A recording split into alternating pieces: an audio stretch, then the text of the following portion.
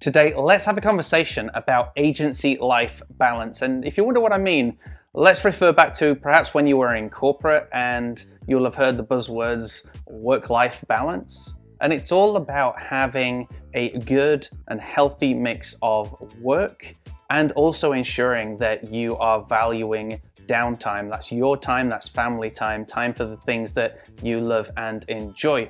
So if you are part of an agency or you have started your own agency, think back to the beginning. You were probably doing all sorts of hours to get started, to get the clients in. You could have been working until midnight and maybe on into the morning and a few hours sleep and then back up at 8 a.m. or something ridiculous. I remember once I did, I think I finished at 3 and then I was up at 8.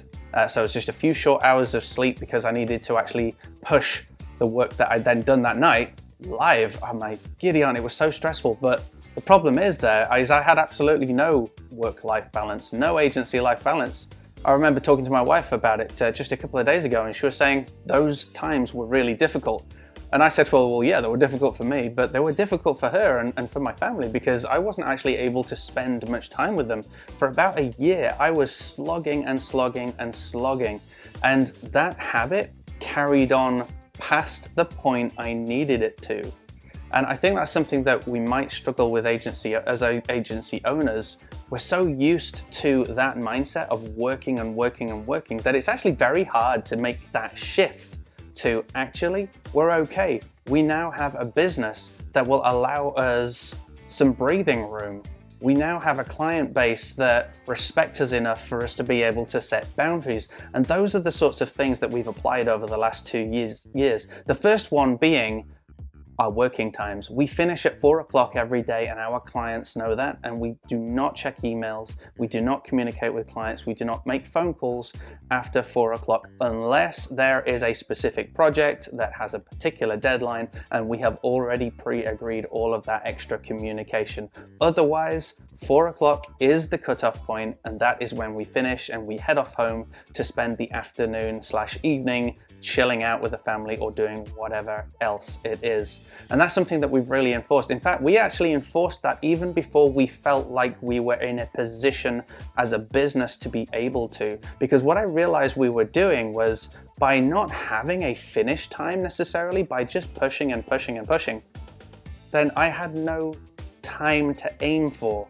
So if I was doing a whole load of project work, instead of saying, right, 4 o'clock's my finish time, so I gotta rush this through and get it all done so I can finish at 4, I was thinking, oh, well, I can carry on working on this all night. And things that actually don't take that long, I was kind of pushing along and interrupting with emails and all sorts of other things.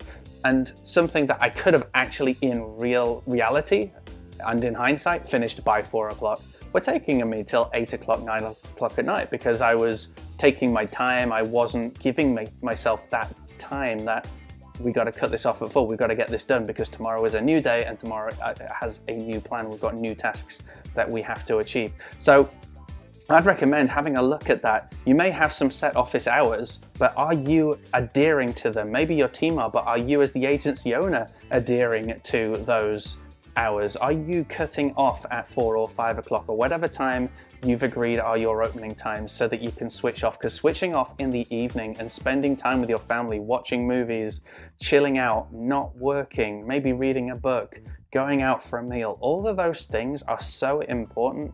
And just being able to do that throughout the week is, it was life-changing for me, especially because I was working 4 to 5 nights of the 5 Monday to Friday days a week, and it was stressful. It was just a horrible life balance, and it was not good for anyone, especially not my health, which if you watch the previous video, we talk about health and why that should be number one in your life.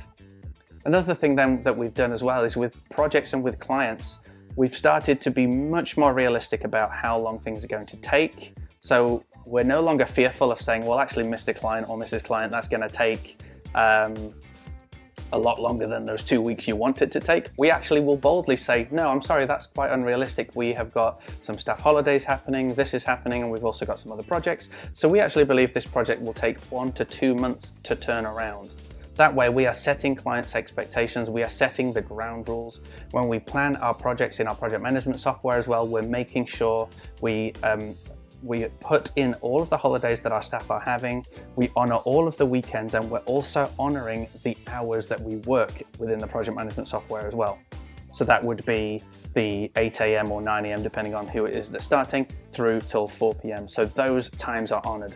That way we can be realistic and project properly how long a project is going to take, and the client has that communicated to them. It's done firmly but with respect, and the client usually always respects that and reciprocates and understands that that is how long things are going to take. That takes the pressure off of us, and it allows us to have that healthy balance rather than trying to push too many projects in. Another thing that really did help us as well was increasing our prices. To increase your prices is scary, and we'll do some more videos on this in a lot more detail. But to increase your prices allows you to do the same amount of work, as it were, for a lot more money, which means the long shoot is you don't have to fill with all of these extra projects just to keep the cash flow going. So being able to increase our prices, to be more realistic with our clients as to how long things are going to take, to be more firm, to be protective of our resources and of our time, and also to be protective of the start and the end time of each day, and also honoring that internally. It's really helped to produce a much better work-life balance. So people will often comment, you know, how do I get time to do all of these videos and also spend so much time with the family, etc. It's because of creating this this expectation with myself as well as with the people around me. And it's telling myself, these are your priorities in life. There is health is important, work is important, family is important. I have to find a good work-life balance. And let's face it, work seems to get the most of it. 8 o'clock till 4 is still a lot of hours per day, 5 days a week. But thankfully, I'm able to balance that out with good evenings, good sleeps, and great weekends. And I really hope that some of these that we've been doing will help inspire you. So how have you been creating a better work-life balance? What are you struggling with right now? Feel free to put comments below. If you'd like a more private forum, head on over to the Facebook group on wpinnovator.com/group. Don't forget, we've got a great podcast on wpinnovator.com/podcast. Please give us a thumbs up. Don't forget to subscribe. We are still in Veda. That's a vlog every day in August. So please expect a video tomorrow.